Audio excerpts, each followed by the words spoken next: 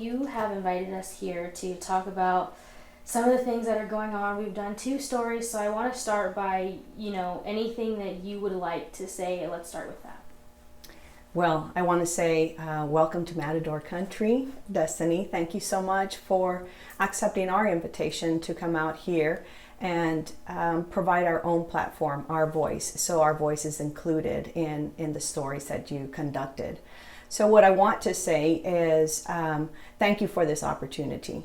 It allows us to clarify some things and provide more details to any questions that you may still have. What I want to do is to make sure that our community knows that we have strong, stringent bullying protocol in place. And so there are procedures that happen. We are obligated by law to investigate any bullying reports that come our way. We also have a number of ways that bullying reports can reach us. People, the community has access to bullying reports, which was mentioned in our response. Thank you for posting that. It can be found on our district webpage. Really, any student or staff member that feels that they need to report anything can go to a staff member and report that. And then it gets logged into our system, and then the protocol begins. The steps begin. There's also what we have that's called a P3 platform, where anonymous reports can come in. And this comes to a collection of individuals that review and start the investigation as well. So the number of protocols that we have in place are strong. And what the news stories have done is just heightened our awareness. We have an opportunity to review what we have in place. We absolutely know that we can always do better. And so we're looking at measures that will improve anything that we can, because it's so important to us. One of the things that's happening right now at the high school is that there's a meeting that has been organized and called to take a look at what are some things that we need to be reminded about, what are next steps. Next week we have a town hall meeting that has been called to take place on Monday at 6 p.m. in our Performing Arts Center. We also are working on to finalize some sessions that will be presented to high school students next week in various sessions. This is associated with David's Law, of course, the bullying law that has come to our forefront, and again, just to explore, are there other things that we can be doing?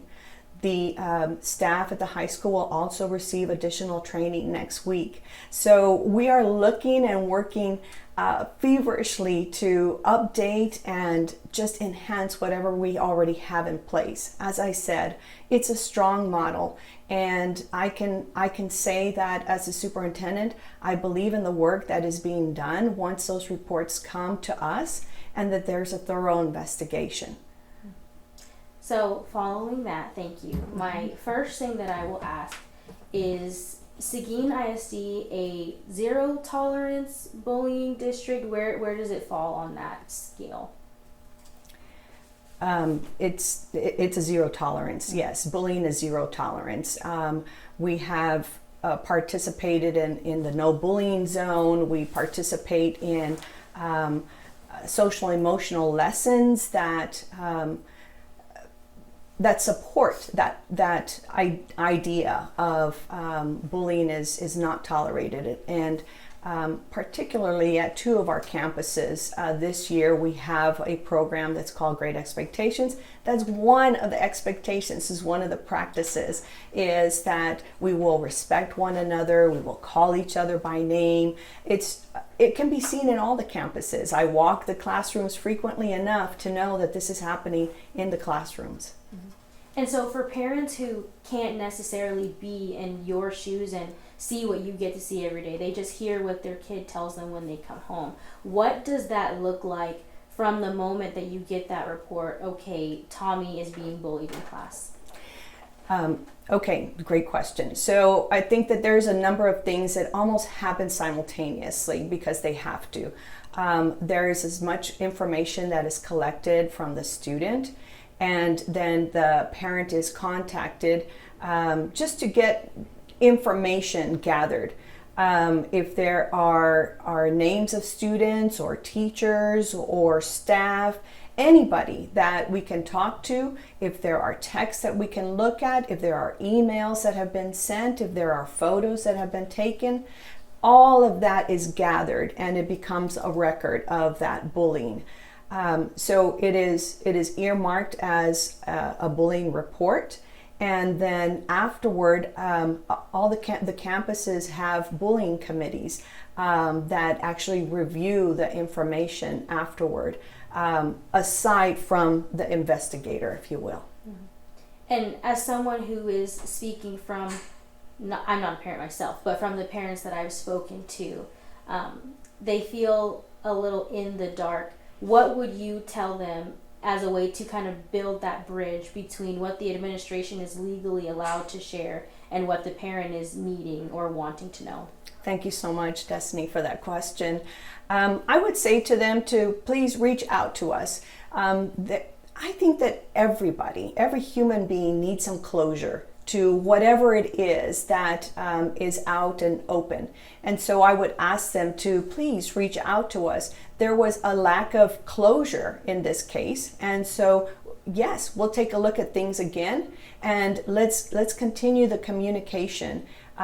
This is what I would ask any parent to do, is to please come to us. And if it's not the answer that they are satisfied with, it may never be an answer that they're actually satisfied with. If the consequences is something that they think is something that is not enough or whatever, that's a different story.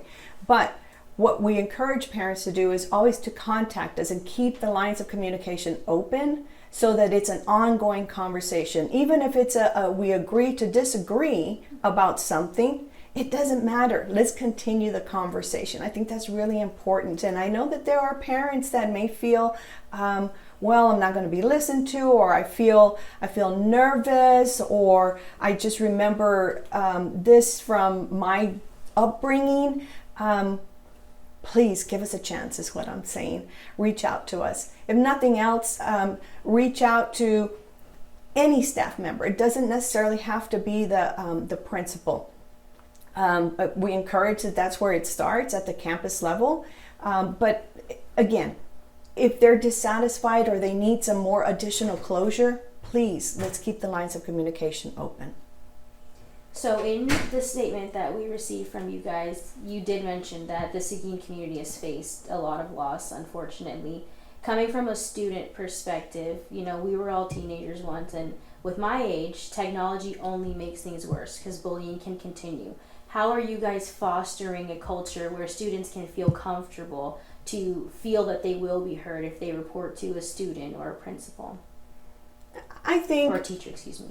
I think that one of the things that has already begun is having check-ins with the students. We have apps available to us, and this is ongoing. There are so many advances with technology now that we can use an app to ask an entire group of people, both adults and kids, how are you feeling today? Do you need to talk to somebody today? And so I want them to feel comfortable and confident that if they reach out, somebody's going to be in touch with them. And is there anything that you would like to say or clear up that you feel that maybe we didn't touch on or we weren't clear enough about in the stories that we ran? Well, while federal law prohibits me from talking about individual cases, what I would like to say is that all incidences that are brought forward to us are dealt with in a very diligent manner, and they are investigated thoroughly. Again, we have the processes, the steps in place so that so that we can ensure that that is happening. It's never an option. It's never a choice to look the other way. Again, we may get to some inconclusive measures, or the conversation needs to continue, or something is not there. We just keep working at it so that we just continue these efforts. And Dr. Vijil, we have heard that some parents are just deciding to move their children altogether out of either fear of not being heard or having an experience. What would you say to parents who are considering that route if they aren't feeling they're being heard? Well, I would say that this is a complex issue, and so we're talking about a lot of facets of an individual feeling safe, and so I think that take advantage of opportunities such as a town hall meeting where administrators will be there, board members will be there to listen and to gauge whatever it is that they may feel needs to be addressed. Maybe we're not able to address the whole group, but individually we invite them to have these conversations with us, and just know that we are just doing everything that we can to continue this effort. You know, it's a complex society that we live in, and we have had some of these issues, these topics that have been around for a really long time. And like you said, I think technology has only enhanced the opportunity for things to happen. Good choices, poor choices, and we have to address them. I think it's a matter of also teaching our parents what to look for. There are some signs and things that they can do. And then on our part, I think what we can do is to increase our methods of teaching them, providing tools, I'll say, for our young students. Our youth perhaps are confronted with ways that they don't know how to handle things, and so that comes down to coping skills, right? And whether it's after COVID, whether it's just the society that we live in now, things have changed from at least when I was going to school. And so I think that we have to stay a step ahead to make sure that we're listening to our youth, and that we are providing that outlet as well as the tools for coping mechanisms. So to the parents, I would say, if you have other ideas, we're here to listen.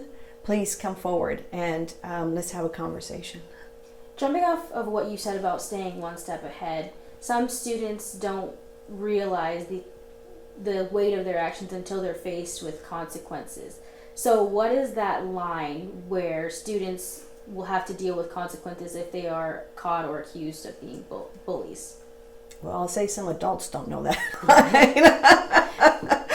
And so I think it goes back to into the lessons where we provide specific examples. When we talk about cyberbullying, in these lessons that are going to come up next week at the high school, there's examples of what is cyberbullying. And so a person, young student or adult, might not realize, I am a parent. And so sometimes parents have to teach their children, that's not right, that's wrong. You can't do that. You've crossed the line. And so that's where the continuation of that instruction happens in our schools. And so we have to tell them, this is not acceptable. This, okay, maybe you had a conflict and there's conflict resolution and there's ways to deal with that. This crossed the line and is considered bullying, or whatever the topic is. And so I think providing kids with specific examples is very helpful. Okay. So wrapping up here and getting into the last little bit of what I wanted to talk about today, we've got students, we've got parents, and I believe that parents just want to feel that they will be able to move forward hand in hand for the safety of their children. Can you today say that you feel that the district is pushing forward to be progressive and safe for everyone, not just students? I will say absolutely yes. I will say absolutely yes. I will say that anytime a community experiences death, there is mourning that happens, and so mourning is manifested in people in different ways. And so as we mourn together, we learn together, we come together as a community to build on our strengths and move forward. So I can say absolutely yes. We will come together. We will continue to be the close-knit community that Seguin is, and just be respectful of one another, even if that means I don't understand your mode of mourning, but I understand that that's mourning for you. And so we have to be patient. We have to provide grace to others and to ourselves. And my final question, you said that there is an open line of communication. How can people interact with the district if something is wrong, whether it doesn't even have to be bullying, just a problem that they're seeing? I think that going to technology, I think that email is really a very easy way to get in touch with people. I think that just asking for a meeting is really a great way to start having a conversation, and just going in with an open mind, and everyone having an open mind about what's presented, and deciding that together we're going to work to resolve this. Okay, and is there anything else that you want to say or add that maybe I haven't asked you? Maybe just happy Thanksgiving to everybody, and just to be grateful for life, and just grateful for all the things that surround us, because I think it's really important to keep our mind full of gratitude, and recognizing that there are good things happening in our district. Okay.